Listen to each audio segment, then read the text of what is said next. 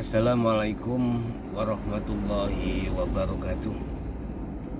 Hamdan syakirin, hamdan na'imin. Asyhadu an la ilaha illallah wa asyhadu anna Muhammadan abduhu wa rasuluh. Allahumma salli wa sallim wa barik alaihi wa ala alihi wa ashabihi ajmain. Amma ba'du. Saudara-saudaraku hadirin dimanapun Anda berada, alhamdulillah, dalam kesempatan siang hari ini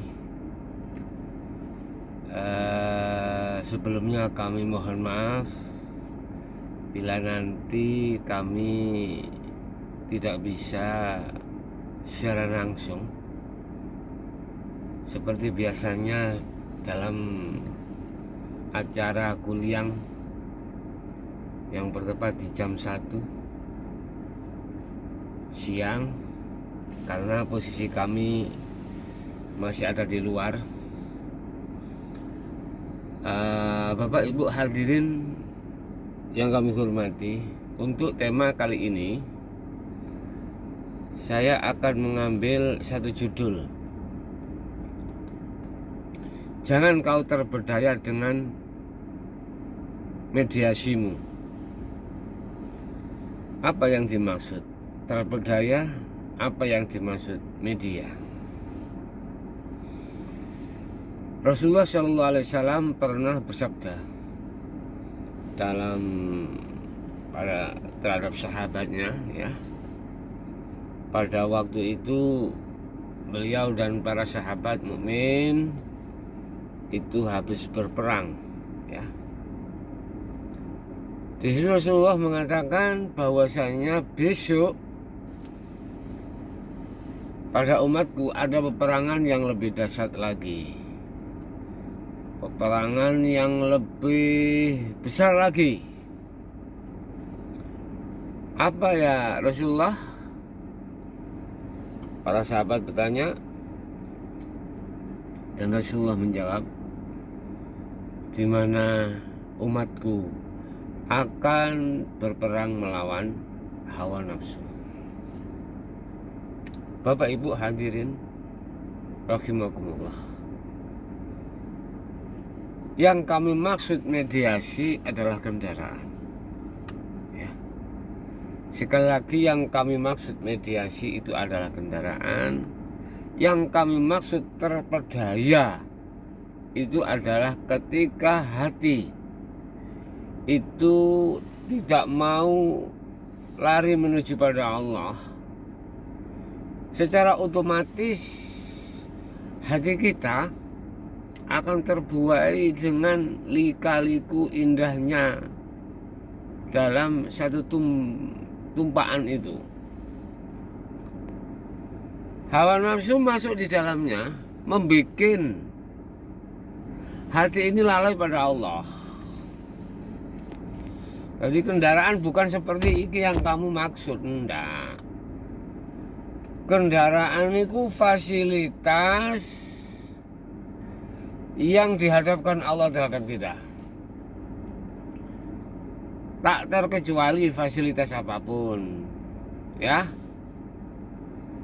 Baik fasilitas atau aktivitas yang bersifatkan bertolak belakang dengan sifat basariah kita sebagai manusia, maupun sesuai dengan sifat basariah kita sebagai manusia. Itulah yang kami maksud takdir qadhi dan pasti. Enak, gak enak dengan enak, susah dan senang.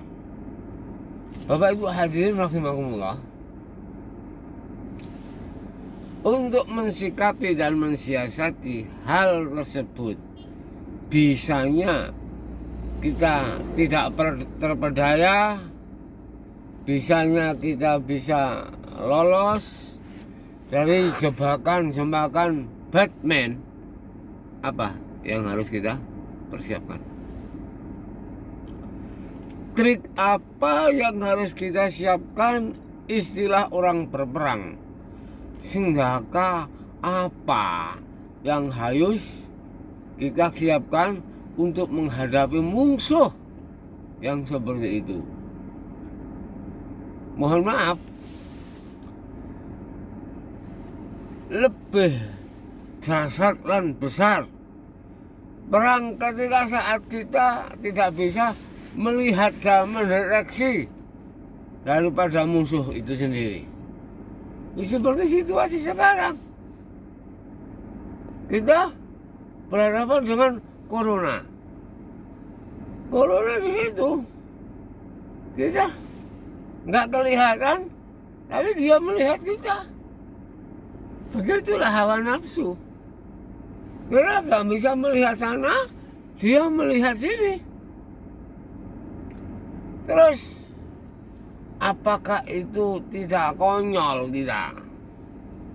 Manakala kita tidak mempunyai barometer pandangan untuk bisa mendeteksi mana yang menjadi kepentingan hawa nafsu dan mana yang tidak menjadi kepentingan hawa nafsu. Bapak Ibu, kita kembali ya. Kembali pada laptop. Artinya kembali pada khitah, kebenaran-benaran di dalam hukum hakikat. Apa yang harus kita siapkan? Senjata apa yang bisa memusnahkan pergerakan, perlawanan, kepentingan dari hawa nafsu di setiap waktu? Cuman satu. Itulah takwa. Ilmu, amal, istiqomah. Yang takwa di sini bukan takwa tahu takwa, bukan takwa baju takwa, bukan takwa sekedar takwa, tapi haqqo tuqatihi. Tidak hanya kita bicara ittaqullah, tetapi harus haqqo tuqatihi.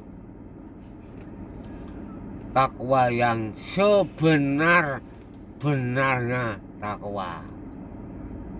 Takwa yang sebenarnya takwa itu adalah takwa di mana hatimu tidak akan pernah terpedaya oleh segala apapun yang bersifatkan duniawiyah. Tidak. Takwa yang sebenar-benarnya adalah takwa yang dimanapun hatimu juga tidak akan pernah bisa dijadikan oleh hawa nafsu sebagai kepentingan. Mohon maaf loh.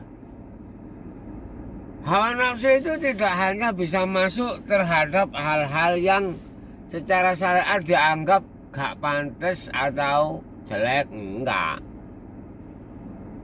Hawa nafsu itu tidak hanya masuk di dalam hukum yang diharamkan, hukum larangan tok, enggak. Hawa nafsu itu ya penuh tak kandhani. Dengan saya kasih tahu, juga masuk terhadap hal-hal yang dianggap secara syariat taat. Contoh sholat, zakat, puasa, haji. Itu pasti hawa nafsu akan masuk di situ. Mau nggak mau, dengan harus wawas diri tentang hal ini. Dengan bermodalkan takwa itulah Bapak Ibu, Anda akan tidak mudah dikalahkan oleh hawa nafsu. Anda tidak akan mudah dijungkelkan oleh hawa nafsu. Ingat, wa ma ubari'u nafsi inna nafsa la amaratum bisu. Nafsu itu ya karakternya tidak mengenal kata putus asa. Untuk apa? Untuk menjerumuskan hati ini supaya lalai dari Allah. Oleh sebab itu kita harus juga mempunyai trik di dalam medan peperangan. Kita harus mempunyai sistem dalam medan pertempuran. Makanya kita dalam medan pertempuran harus punya strategi, ya, bagaimana cara mengalahkan musuh. Secara otomatis kita harus tahu pergerakan daripada musuh. Kita harus tahu pergerakan daripada hawa nafsu. Ketahuilah bahwasanya hawa nafsu itu juga masuk di dalam hukum taat secara syariat. Dia masuk dalam sholat, kita harus tahu. Dia masuk dalam zakat, sedekah, atau yang dikategorikan sebagai perbuatan yang bagus. Ini, ya, kita tidak hanya mendeteksi nafsu di hal-hal yang maksiat aja, enggak. Kita harus tahu pergerakan hawa nafsu di dalam aktivitas yang disebut taat.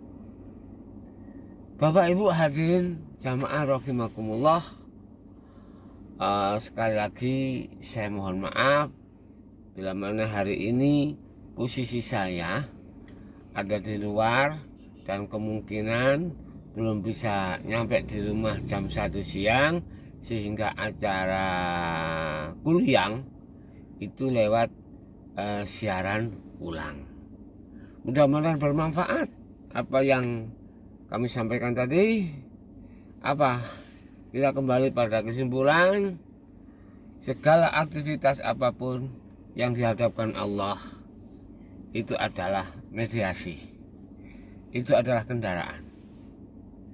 Kita jangan sampai terbuai oleh nafsu di dalam kendaraan itu, ya. Kita harus tahu mengenali karakter daripada nafsu. Kita harus tahu pergerakan hawa nafsu, bahwasanya nafsu itu tidak hanya bergerak di dunia maksiat, nafsu juga bergerak di dunia taat. Kita harus tahu di situ. Hanya dengan bermodalkan takwalah kau akan paham, kau akan mengerti, dan pada akhirnya kau akan bisa mendeteksi hawa nafsu dan kau akan bisa mengalahkan hawa nafsu itu sendiri. Akhirul kalam, hadanallahu wa iyyakum wal afwa minkum. Wassalamualaikum warahmatullahi wabarakatuh.